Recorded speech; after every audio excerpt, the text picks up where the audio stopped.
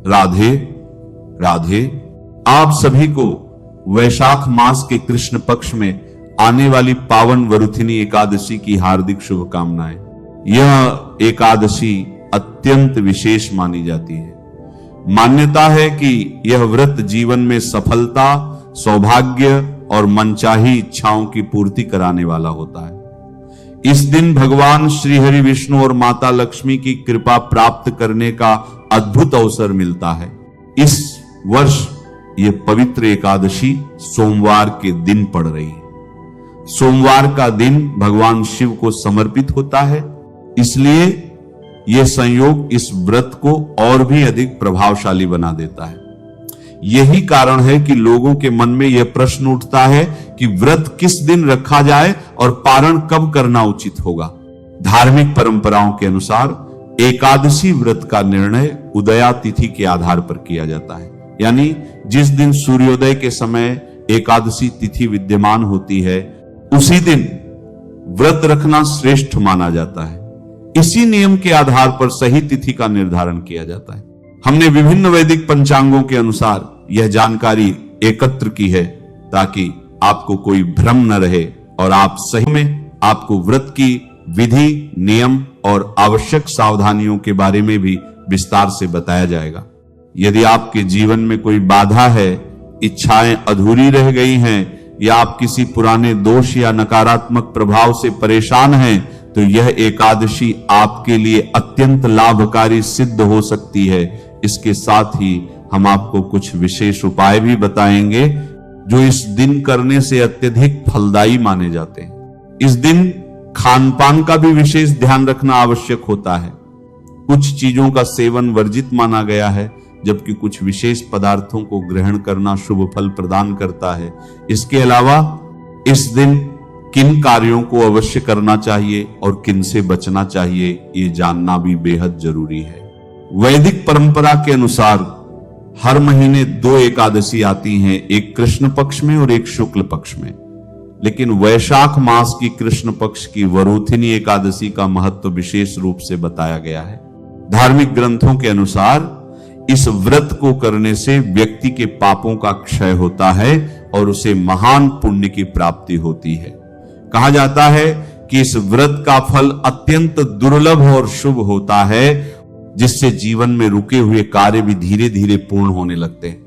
जो भी व्यक्ति इस व्रत को श्रद्धा और विश्वास के साथ करता है, उसे जीवन में निराशा का सामना नहीं करना पड़ता। यह व्रत व्यक्ति के आत्मविश्वास, सौभाग्य और आध्यात्मिक उन्नति को बढ़ाता है। ऐसी मान्यता है कि इस व्रत का पालन करने वाले व्यक्ति को समाज में सम्मान और यश की प्राप्ति होती है और अंत समय में उसे दिव्य लोक की प्राप्ति का मार्ग प्रशस्त होता है। यदि किसी कारणवश आप व्रत नहीं रख पाते हैं, तब भी श्रद्धा से भगवान विष्णु की पूजा अर्चना करने और बताए गए सरल उपायों को अपनाने से भी शुभ फल प्राप्त किया जा सकता है। वैशाख मास की यह एकादशी भगवान श्रीहरि को प्रसन्न करने के लिए अत्यंत श्रेष्ठ मानी जाती है और जब यह सोमवार के दिन आती है तो इसका महत्व और भी कई गुना बढ़ जाता है। इस दिन सच्चे मन से की गई पूजा, भक्ति और साधना व्यक्ति के जीवन में सकारात्मक परिवर्तन ला सकती है। एकादशी के नियमों की चर्चा करें तो खान पान और व्यवहार में संयम बरतना बहुत जरूरी है। धर्म ग्रंथों में साफ तौर पर बताया गया है कि एकादशी तिथि भगवान श्री हरि विष्णु को समर्पित व्रत का दिन है। पद्म पुराण, स्कंद पुराण और ब्रह्म वैवर्त पुराण में एकादशी के दिन चावल खाने को महापाप की श्रेणी में रखा गया है। शास्त्रीय मान्यता कहती है कि एकादशी के दिन चावल में पाप तत्व का निवास होता है, इसीलिए चावल या चावल से बनी कोई भी चीज इस दिन नहीं खानी चाहिए। चाहे आप व्रत में रहें या न रहें, वरुथिनी एकादशी के दिन घर में चावल बिल्कुल न पकाएं। वरुथिनी एकादशी का मुख्य उद्देश्य आत्मिक रक्षा, पापों से मुक्ति और आत्मा की शुद्धि है। इस एकादशी पर भगवान विष्णु को पीले पुष्प और तुलसी के पत्ते चढ़ाना बहुत ही पुण्यदायक माना गया है। शास्त्रों में यह भी बताया गया है कि इस दिन मौसमी फल और दूध से बनी मिठाइयां भगवान श्री विष्णु को भोग के रूप में चढ़ाई जा सकती हैं। एकादशी की महिमा बताते हुए शास्त्रों में एक श्लोक आता है, एकादश्यां भुंजित तंडुलान कदाचन, अर्थात एकादशी के दिन चावल का सेवन कभी भी नहीं करना चाहिए। इसी वजह से वरुथिनी एकादशी के दिन संयम के साथ व्रत का पालन करना, विष्णु सहस्त्र नाम का पाठ करना और पीले फलों का भोग लगाना ही शास्त्र के अनुसार सही विधि मानी जाती है। इस बार वैशाख के कृष्ण पक्ष की यह एकादशी सोमवार को आ रही है। आपको भगवान विष्णु के साथ माता लक्ष्मी की भी पूजा करनी चाहिए। सबसे पहले आपको इस दिन कोशिश यही करनी है कि आप सूरज निकलने करके भगवान के स्वरूप को पीले वस्त्र पहनाएं। यह संकल्प ले कि प्रभु मैं श्री हरि की कृपा और अपनी मनोकामनाओं को पूरा करने के लिए वरुथिनी एकादशी व्रत का संकल्प लेता हूं। हे ईश्वर, मुझे यह व्रत पूरी आस्था और नियमों के साथ पूरा करने की हिम्मत दे। इसके बाद भगवान विष्णु की पूजा आरंभ करें। सबसे पहले उन्हें जल और अक्षत चढ़ाएं। बिना टूटे हुए पीले रंग के चावलों का इस्तेमाल सिर्फ पूजा में करें, भोजन में बिल्कुल नहीं। पीले फूल और तुलसी के पत्ते अर्पित करें। इसके बाद धूप और देसी घी का दीपक जलाएं। पूजा में पीले फल, केला और मिठाई का भोग लगाएं। तत्पश्चात भगवान विष्णु के मंत्रों का स्मरण करें, जैसे नमो भगवते वासुदेवाय। अब आते हैं सबसे खास बात पर कि इस दिन किन कामों से आपको परहेज करना चाहिए। सबसे पहले तो इस दिन का मुख्य भाव ही संयम और ब्रह्मचर्य का पालन है। इसीलिए किसी भी तरह का गुस्सा, लालच, हिंसा और दूसरों की बुराई इस दिन पूरी तरह से मना है। वरुथिनी एकादशी के दिन किसी पर भी क्रोध न करें। शास्त्रों में यह भी कहा गया है कि इस दिन पेड़ पौधों को, खासकर तुलसी के पत्तों को नहीं तोड़ना चाहिए। तुलसी के पत्ते एक दिन पहले ही तोड़कर सुरक्षित रख लें। इस दिन अपने घर को एकदम साफ सुथरा रखें। यदि घर में गंदगी रहती है तो वहां माता लक्ष्मी का वास नहीं होता। इस दिन बड़े बुजुर्गों और ब्राह्मणों का आदर करें। वरुथिनी एकादशी के दिन झूठा भोजन गलती से भी न खाएं और न ही किसी दूसरे को खिलाएं। यह एकादशी सभी पापों का नाश करने वाली मानी जाती है। इसलिए यदि आप मन में किसी के प्रति जलन रखकर व्रत करेंगे तो आपको उसका कोई फल नहीं मिलेगा। रात के समय भगवान विष्णु का ध्यान करते हुए जागरण करना बहुत उत्तम माना गया है। भजन, कीर्तन और मंत्रों के जाप के साथ यह पूरी रात भगवान के चरणों में समर्पित करें। वैशाख महीने के कृष्ण पक्ष की एकादशी को वरुथिनी एकादशी के नाम से जाना जाता है। यह एकादशी बहुत ही पावन, पुण्य देने वाली और इंसान को हर संकट से बचाने वाली मानी गई है। शास्त्रों में बताया गया है कि वरुथिनी एकादशी का व्रत करने से इंसान को न केवल इस दुनिया में सुख, शांति और तरक्की मिलती है, बल्कि उसे हर काम में कामयाबी हासिल होती है। यह एकादशी खास तौर पर उन रुकावटों को खत्म करती है जो आपके पूर्व जन्मों के पापों या आज के दोषों की वजह से आपकी सफलता में रोड़ा बनी हुई है। वरुथिनी एकादशी के दिन इंसान को शारीरिक और मानसिक दोनों ही तरह वास रखा जाता है, चाहे वह निर्जला हो या फलों के साथ। भगवान विष्णु की पूजा, उनके नामों का जाप, कथा सुनना और रात में जागरण करने से इस एकादशी का पूरा फल मिलता है। वरुथिनी एकादशी के दिन कुछ खास कामों से पूरी तरह बचना चाहिए, क्योंकि यह दिन खुद पर काबू रखने और साधना करने का होता है। इस दिन तामसिक खाना, मांस, शराब और नशे से पूरी तरह दूरी बनाकर रखनी चाहिए। झूठ बोलना, गुस्सा करना, किसी की बेइज्जती करना या दिल में बैर रखना इस व्रत के सारे फल को खत्म कर देता है। दिन के समय सोना और गंदे ख्यालों में खोए रहना भी सख्त मना है। तुलसी के पत्ते तोड़ना, बाल कटवाना या नाखून काटना जैसे काम भी इस दिन बिल्कुल नहीं करने चाहिए, क्योंकि ये पूरा दिन भगवान विष्णु को ही समर्पित होता है। ऐसा कहा जाता है कि जो भी व्यक्ति पूरी श्रद्धा से वरुथिनी एकादशी का व्रत करता है, उसकी जिंदगी से गरीबी, डर और मानसिक बेचैनी हमेशा के लिए दूर हो जाती है। उसे अंदरूनी ताकत, अक्ल और सही गलत की समझ मिलती है। अंत में यह एकादशी इंसान को भक्ति के रास्ते पर आगे बढ़ाते हुए सीधा मोक्ष के करीब ले जाती है। इस तरह वरुथिनी एकादशी महज एक व्रत नहीं बल्कि मन की मुरादें पूरी करने, खुद पर नियंत्रण रखने और भगवान विष्णु की दया पाने का एक बहुत ही शानदार मौका है।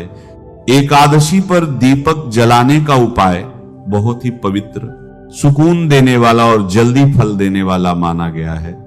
एकादशी के दिन शाम के समय सूरज ढलने के बाद घर के मंदिर या पूजा की जगह को साफ करके वहां दीपक जलाया जाता है। इस दिन देसी घी का दीपक जलाना बहुत ही शुभ माना गया है, क्योंकि घी सात्विकता, शुद्धता और लक्ष्मी तत्व की निशानी है। दीपक जलाते समय अपने मन को एकदम शांत रखते हुए भगवान विष्णु का ध्यान करना चाहिए और दिल में यह भावना रखनी चाहिए कि जैसे इस दीपक की रोशनी चारों तरफ फैल रही है, ठीक वैसे ही हमारी जिंदगी से अज्ञानता, दुखों और गरीबी का अंधेरा छंट रहा है। एकादशी की शाम को तुलसी माता के पास तौर पर उन लोगों के लिए बहुत ही फायदेमंद माना गया है जिनके काम बीच में ही लटक जाते हैं या जिनकी जिंदगी में बिना किसी वजह के रुकावटें आती रहती हैं। यदि एकादशी के दिन जिंदगी में किसी तरह का डर या बेचैनी महसूस हो रही हो तो शाम के समय एक दीपक जलाकर थोड़ी देर के लिए शांत बैठना चाहिए। ऐसा करने से मन को ठहराव मिलता है और एकादशी के पुण्य के साथ साथ दीपक की रोशनी अंदर तक बहुत सुकून देती है। इस दिन दीपक जलाने के बाद झूठ बोलने, गुस्सा करने और कड़वे शब्द बोलने से खुद को बचाकर रखना चाहिए, क्योंकि एकादशी का वह दीपक तभी अपना पूरा असर दिखाता है जब आपका मन, आपके बोल और आपके कर्म पूरी तरह साफ हो। एकादशी की रात में यदि हो सके तो दीपक को कुछ देर तक जलने देना चाहिए और भगवान विष्णु के पवित्र नामों का जाप करना चाहिए। ऐसा माना जाता है कि एकादशी के पावन दिन पर सच्ची श्रद्धा से जलाया गया एक छोटा सा दीपक भी कई जन्मों के दुखों को भस्म करने और सुख समृद्धि लाने की ताकत रखता है। यह उपाय देखने में भले ही बहुत आसान लगे, लेकिन इसका असर बहुत गहरा और लंबे समय तक रहने वाला होता है। एकादशी पर दीपक प्रज्वलित करना सिर्फ एक दिखावा नहीं है, बल्कि अपनी आत्मा को शुद्ध करने, भक्ति जगाने और श्रीहरि की कृपा को अपने जीवन में उतारने का एक बहुत ही शांत और चमत्कारी जरिया है। अब बात कर लेते हैं वरुथिनी एकादशी की एकदम सही तारीख और शुभ मुहूर्त के बारे में। वैदिक पंचांग के हिसाब से वरुथिनी एकादशी तिथि की शुरुआत 13 अप्रैल 2026 को देर रात 1:16 से हो जाएगी और इसका समापन 14 अप्रैल 2026 को देर रात 1:08 पर होगा। हिंदू धर्म की मान्यताओं में उदया तिथि को ही मुख्य माना जाता है, यानी जिस तिथि में सूर्य निकलता है उपवास उसी दिन रखा जाता है। इसीलिए वरुथिनी एकादशी का पवित्र व्रत 13 अप्रैल 2026 दिन सोमवार को ही रखा जाएगा। वही दोस्तों, वरुथिनी एकादशी 2026 का पारण व्रत खोलने का सही समय 14 अप्रैल मंगलवार की सुबह 6:54 से लेकर 8:31 के बीच रहेगा। यह ध्यान रहे कि द्वादशी तिथि के खत्म होने से पहले ही पारण कर लेना सबसे शुभ होता है। वरुथिनी एकादशी का यह दिन भगवान श्री लक्ष्मी नारायण की विशेष कृपा पाने का बहुत ही पवित्र और दुर्लभ मौका माना जाता है और इस दिन तुलसी माता से जुड़ा एक बेहद खास उपाय ऐसा भी बताया गया है जिसे अगर पूरे विश्वास और नियमों के साथ कर लिया जाए तो इंसान की जिंदगी में जो काम रुके हुए हैं वे पूरे होने लगते हैं। पैसों से जुड़ी दिक्कतें धीरे धीरे दूर होने लगती हैं और घर परिवार में सुख शांति का माहौल बनने लगता है। शास्त्रों में तुलसी को महज एक पौधा नहीं कहा गया है, बल्कि उन्हें साक्षात माता लक्ष्मी का ही रूप माना गया है और भगवान विष्णु को तुलसी जी बहुत ही प्यारी हैं। इसीलिए वरुथिनी एकादशी के दिन जब तुलसी जी की पूजा और उपाय किए जाते हैं तो उसका शुभ फल कई गुना बढ़ जाता है। यह उपाय इतना अचूक माना गया है कि जिन लोगों की जिंदगी में बार बार अड़चने आती रहती हैं, जिनके काम बनते बनते बिगड़ जाते हैं, या जिनके घर में हमेशा पैसों की तंगी बनी रहती है, उनके लिए ये एकादशी किसी बड़े वरदान से कम साबित नहीं होती। वरुथिनी एकादशी पर तुलसी माता का विशेष उपाय।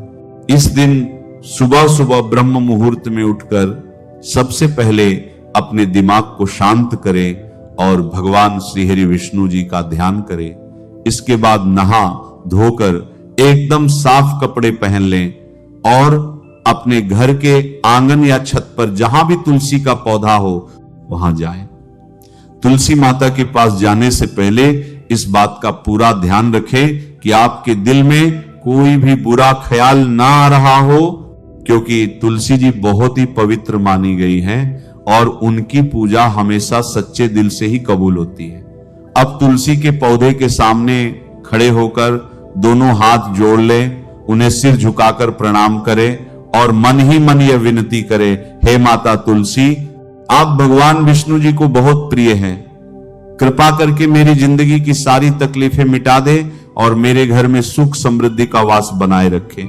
इसके बाद एक तांबे के लोटे में साफ जल भर ले और उसमें थोड़ा सा गंगा जल भी मिला लें। यदि गंगा जल न हो तो सादा जल भी ले सकते हैं, लेकिन मन में पूरी पवित्रता और विश्वास होना चाहिए। अब इस लोटे के जल को तुलसी माता की जड़ों में अर्पित कर दें और पानी चढ़ाते समय बहुत ही धीरे धीरे नमो भगवते वासुदेवाय मंत्र का लगातार जाप करते रहे। यह मंत्र भगवान विष्णु जी का बहुत ही ताकतवर मंत्र माना गया है और जब इसे तुलसी माता के सामने जपा जाता है तो इसकी शक्ति कई गुना बढ़ जाती है। जल चढ़ाने के बाद तुलसी के पौधे के चारों तरफ कम से कम 7 बार परिक्रमा जरूर करें और हर चक्कर के साथ अपने दिल की मुराद भगवान के सामने रखते जाएं। जब हृदय सच्चे भाव से समर्पित होता है तब स्वयं प्रसन्न होकर साधक को अपने परम धाम की ओर अग्रसर करते हैं। यह व्रत केवल शरीर का उपवास नहीं बल्कि मन, वचन और कर्म की शुद्धि का एक दिव्य साधन है। अब इसी पावन अवसर पर वरुथिनी एकादशी से जुड़ी एक दिव्य पौराणिक कथा का श्रवण करते हैं जो इसकी महिमा को और भी गहराई से प्रकट करती है। आइए आज की कथा आरंभ करते हैं। ये वृंदावन की बात है। एक दिन श्रीमती राधा रानी और उनकी सखियां बातें कर रही थी। उनकी चर्चा का विषय थे कृष्ण। हमेशा की तरह उस समय गोपियों ने श्रीमती राधा रानी से पूछा, हे राधे, सच सच बताना, आखिर तुम ऐसा कौन सा जादू जानती हो जिससे कृष्ण तुमसे इतने प्रसन्न रहते हैं? झूठ मत बोलना, सच बताओ। यह सुनकर राधा रानी ने उत्तर देते हुए कहा, श्री कृष्णस्य प्रसादम कुर्वते एकादशी व्रतम तेन वश्य हरिः साक्षात भविष्यति न संशय।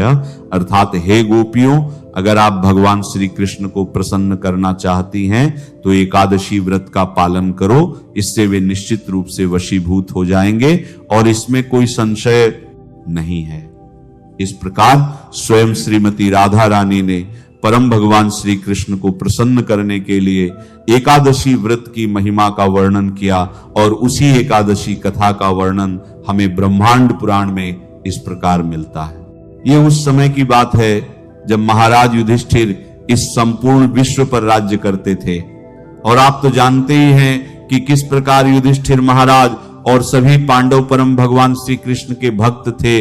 वे अपने जीवन के हर मोड़ पर भगवान श्री कृष्ण से मार्गदर्शन लेते और भगवान भी उन्हें अत्यंत प्रेम करते थे। एक समय भगवान श्री कृष्ण पांडवों से मिलने के लिए आए हुए थे। सभी पांडवों के साथ युधिष्ठिर महाराज ने भगवान श्री कृष्ण का यथोचित आदर सत्कार किया और अब युधिष्ठिर महाराज तथा भगवान श्री कृष्ण उनके भवन में सुखपूर्वक बैठे हुए थे। दोनों के बीच अनेक महत्वपूर्ण विषयों पर चर्चा चल रही थी। युधिष्ठिर महाराज प्रश्न पूछते और भगवान श्री कृष्ण उनका उत्तर देते। इसी चर्चा के दौरान युधिष्ठिर महाराज ने भगवान श्री कृष्ण से पूछा, हे जनार्दन, कृपया आप मुझे वैशाख मास के कृष्ण पक्ष में आने वाली एकादशी के विषय में बताइए। आखिर उसका नाम क्या है, उसका महात्म्य क्या है और किस प्रकार उसका पालन करना चाहिए, इस विषय में मैं विस्तार से सुनना चाहता हूं। युधिष्ठिर महाराज का प्रश्न सुनकर भगवान श्री कृष्ण ने कहा, हे राजन, वैशाख मास के कृष्ण पक्ष में आती है वरुथिनी एकादशी। यह एकादशी शुद्ध जीवन प्रदान करने वाली और सभी पापों का नाश करने वाली है। इस व्रत का पालन करने से व्यक्ति जन्म मरण के चक्र से सदा सदा के लिए मुक्ति पा लेता है और अंत में भगवत भक्ति को प्राप्त करके भगवान के धाम वापस जाता है। इतना ही नहीं, जो भी व्यक्ति इस एकादशी का श्रद्धा पूर्वक पालन करता है, उसे सूर्य ग्रहण के समय कुरुक्षेत्र में 40 किलो स्वर्ण का दान करने का पुण्य फल प्राप्त होता है। और इस विषय में एक सुंदर पौराणिक कथा भी आती है, जो कि इस प्रकार सतयुग में महान राजा मानधाता का साम्राज्य था। यह राजा अत्यंत विनम्र, चरित्रवान, शक्तिशाली और आध्यात्मिक थे। उनके साम्राज्य में चारों ओर सुख, समृद्धि और शांति का वास था। राजा सदैव वैदिक आदेशों का पालन करते थे और प्रत्येक मास में आने वाली एकादशी का भी पालन करते। वैशाख मास के कृष्ण पक्ष में आने वाली वरुथिनी एकादशी का उन्होंने श्रद्धा और नियम पूर्वक पालन किया था और उसी के परिणाम स्वरूप वे इस भौतिक संसार से मुक्त होकर भगवान के धाम को प्राप्त कर लेते। वरुथिनी एकादशी का महिमा मंडन करती हुई एक और पौराणिक कथा हमें प्राप्त होती है और वह है राजा धुंधुमार की कथा। इक्ष्वाकु वंश में जन्मे राजा धुंधुमार अत्यंत तेजस्वी और पराक्रमी थे। वे धार्मिक और सहिष्णु भी थे, लेकिन एक समय किसी कारणवश उन्हें भगवान शिव द्वारा श्राप मिल गया और इसी श्राप के परिणाम स्वरूप वे कुष्ठ रोग से ग्रसित हो गए। अब इतने भयंकर रोग से मुक्त होने के लिए उन्होंने अनेक उपचार और प्रयास किए, लेकिन जब स्वयं शिव जी ने श्राप दिया हो तो फिर उसे कौन काट सकता है। अंततः राजा ने अपने गुरु की शरण ली और उनके गुरु ने राजा से कहा कि हे राजन, वैशाख मास के कृष्ण पक्ष में आने वाली वरुथिनी एकादशी अत्यंत पुण्य प्रदायिनी है। उसका कठोरता पूर्वक, नियम पूर्वक पालन करो। इस एकादशी के पुण्य प्रभाव से तुम सभी श्रापों से मुक्त हो जाओगे। अपने गुरु के आदेशानुसार राजा धुंधुमार ने भी वरुथिनी एकादशी का पालन करने का निर्णय लिया। जब वैशाख मास के कृष्ण पक्ष में ये वरुथिनी एकादशी आई तो राजा धुंधुमार ने सभी नियमों का पालन करते हुए इस एकादशी का व्रत पालन किया। संपूर्ण रात्रि भगवान के पवित्र नाम का जप और कीर्तन करते हुए जागरण किया और फिर अगले दिन द्वादशी होने पर निर्धारित पारण समय के अंदर शास्त्रोक्त विधि से एकादशी व्रत का पारण किया और फिर दान दिया। जैसे ही राजा ने इस एकादशी का समापन किया, उसी क्षण राजा भगवान शिव के श्राप से मुक्त हो गए। उन्हें अपना पूर्व कांतिमय शरीर पुनः प्राप्त हुआ और जीवन के अंत में उन्होंने आध्यात्मिक गंतव्य को प्राप्त कर लिया।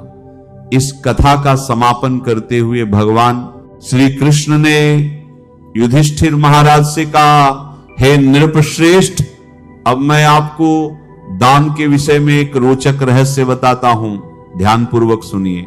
अश्वदान से श्रेष्ठ है गजदान, गजदान से श्रेष्ठ है कोई भूमिका दान, भूमिदान से भी श्रेष्ठ है तिलदान, तिलदान से भी श्रेष्ठ यदि कोई स्वर्ण दान करता है तो वह है स्वर्ण दान से अधिक श्रेष्ठ है अन्न का दान, और अन्न का दान देने से व्यक्ति के समस्त पूर्वज, देवता और प्राणी प्रसन्न हो जाते हैं। विद्वान लोग कन्यादान को भी अन्नदान के समान मानते हैं, लेकिन अन्नदान से भी श्रेष्ठ है विद्या का दान। और यही कारण है कि आज इसके सभी मंदिरों और केंद्रों में हजारों लाखों भक्तों द्वारा भगवत गीता और श्रीमद् भागवतम के ज्ञान का दान देने का सेवा यज्ञ हो रहा है। भगवान श्री कृष्ण ने वरुथिनी एकादशी महिमा सुनाते हुए आगे कहा, जो व्यक्ति अपनी पुत्री के धन पर आश्रित रहता है उसे संपूर्ण ब्रह्मांड के जलमग्न होने तक नारकीय स्थिति में रहना पड़ता है। जो व्यक्ति अपनी पुत्री का विवाह कराते समय वर पक्ष से धन लेता है, उसे अगले जन्म में बिल्ली का शरीर मिलता है। बिल्कुल वैसे ही जैसे एक मांसाहार करने वाला व्यक्ति अगले जन्म में मांसभक्षी जंगली प्राणी बनता है। अत्यंत काम वासना में आसक्त व्यक्ति को कुत्ते का शरीर मिलता है। जो व्यक्ति अपने शरीर के अंगों का प्रदर्शन करता है और कम कपड़ों द्वारा अपने शरीर को ढकता है, उसे अगले जन्म में वृक्ष का शरीर प्राप्त होता है। लेकिन उसके विपरीत जो व्यक्ति अपनी कन्या को आभूषणों से सुसज्जित करके विवाह के समय अपनी कन्या का दान देता है, उससे जो फल प्राप्त होता है उसका वर्णन स्वयं स्वर्ग में चित्रगुप्त जी भी नहीं कर सकते। और यही फल प्राप्त होता है जो व्यक्ति श्रद्धा नियम पूर्वक वरुथिनी एकादशी का पालन करता है। तो इस प्रकार वरुथिनी एकादशी व्रत का पालन कन्यादान के समान बताया गया है। इतनी महत्वपूर्ण है यह वरुथिनी एकादशी। अगर आपको हमारा यह प्रयास सराहनीय लगता है तो इस सनातन धर्म के प्रचार कार्य को आगे बढ़ाने के लिए आप हमें आर्थिक योगदान भी भेज सकते हैं। स्क्रीन पर नंबर दिया गया है। आइए अब इसी वरुथिनी एकादशी के शुभ प्रसंग पर हम श्रीमद् भागवतम से एक और सुंदर कथा का श्रवण करते हैं। यह कथा है एक महान भक्त की, जिनका नाम था गजेंद्र। वे गज के राजा थे। एक विशाल हाथी जो त्रिकूट पर्वत के वन में अपने परिवार के साथ आनंद पूर्वक विचरण करता था। उस पर्वत पर अनेक प्रकार के वृक्ष, लताएं और सुंदर सरोवर थे, और वहीं पर एक सुंदर कमल सरोवर था जिसकी शीतल जलधारा देवताओं को भी तृप्त करती थी। अब एक दिन क्या हुआ कि गजेंद्र अपने विशाल गज परिवार के साथ उस सरोवर में स्नान करने गया। वो अपनी पत्नी, पुत्र और पौत्रों के साथ आनंद में युक्त होकर जल क्रीड़ा कर रहा था। जब इस प्रकार वो अपने परिवार के साथ आनंद की चरम सीमा पर था, उसी समय अचानक से एक विशाल मगरमच्छ वहां पर आया। उसने उसके पैरों को जकड़ लिया। वह तड़प उठा। उसने बलपूर्वक अपने पैर को छुड़ाने के अनेक प्रयास किए, लेकिन मगरमच्छ ने उसे और भी गहरे पानी में खींच लिया। मगरमच्छ और गजेंद्र दोनों के बीच में घमासान युद्ध हुआ और यह युद्ध 1000 वर्षों तक चलता रहा। अब धीरे धीरे गजेंद्र की शक्ति समाप्त हो रही थी, क्योंकि वह पानी में था और इसलिए मगरमच्छ की शक्ति बढ़ रही थी। गजेंद्र थक चुका था, शक्तिहीन हो चुका था। उसके परिजन एक एक करके दूर होते जा रहे थे। अब उसके पास कोई सहारा नहीं था। वह संसार की उस अंतिम स्थिति पर पहुंच चुका था जहां कोई शक्ति काम नहीं आती, वहां केवल भगवान का स्मरण ही शेष रह जाता है। और ऐसा अनुभव हमने भी कभी न कभी अपने जीवन काल में अवश्य किया होता है। और तभी गजेंद्र ने आर्त भाव से अपनी सूंड उठाकर आकाश की ओर देखा और स्मरण किया अपने पूर्व जन्म की भक्ति को। वास्तव में गजेंद्र पूर्व जन्म में एक महान वैष्णव राजा इंद्रद्युम्न था, जिसने श्री हरि की उपासना की थी, और उसी भक्ति का प्रभाव था कि संकट की घड़ी में गजेंद्र भगवान श्री हरि को स्मरण कर पाया। उसने भगवान श्री हरि की भक्ति से पूर्ण अनेक प्रार्थनाएं अर्पित करना आरंभ किया। उसने भगवान से कहा, यस्मिन्नेदं निजमायापितं क्वाचन क्वच रोहितं वत दक्ष भयं तक्षते सात्ममूलवत मां परात्पर काले पंचमते कृष्णनो लोकेषु पाले च सर्वहेतु तमस्त दासे गहनं गरम यस्यास्तस्य पारे भिविराजते विभुर्न यस्य देवाय पदम विदुर्जन्तु पुनः को हति गतु यथा नटस्य कृति विचित्र दुरत्यामन समावर्तते। हे भगवन, आप ही सृष्टि, स्थिति और संहार के मूल कारण हैं। मैं आपको बारंबार नमस्कार करता हूं।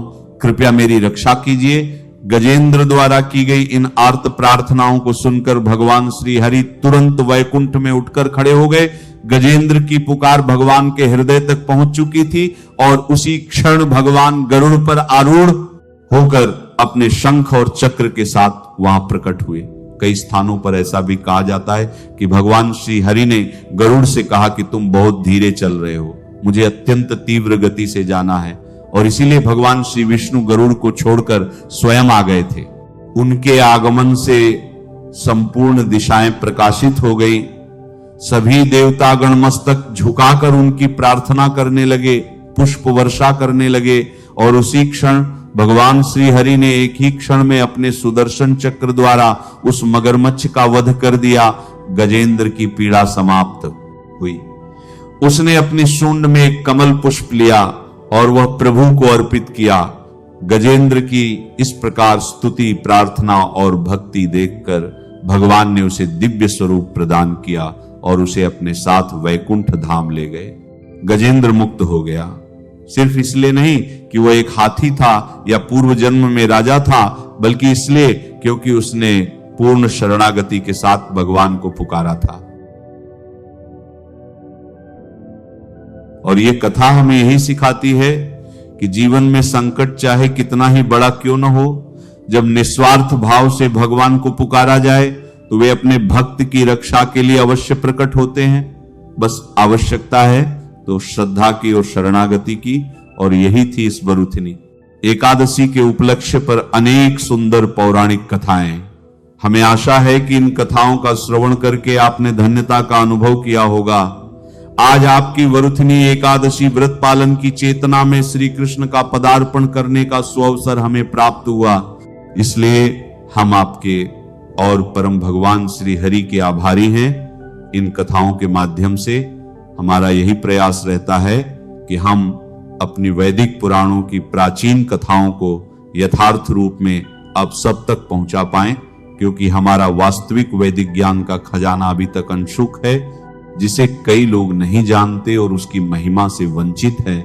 और ऐसा ही प्रयास करते हुए हमारी उपदेश अष्टकम की टीम तन, मन और पूर्ण प्रयास से आपकी सेवा करने का प्रयास करती है। इस वरुथिनी एकादशी के पुण्यमय अवसर पर हम परम भगवान श्री कृष्ण की पूर्ण शरणागति को स्वीकार करते हैं। उन्होंने जो मनुष्य जीवन दिया है उसके प्रति अपनी कृतज्ञता व्यक्त करते हैं और इस सुवर्ण अवसर का लाभ उठाते हुए अधिक से अधिक हरि भजन, कीर्तन और उनके पवित्र नाम का जप करने का प्रयास करते हैं। यह एकादशी आपके मन और चेतना में श्री कृष्ण के रंगों को भरे, ऐसी हम प्रार्थना करते हैं।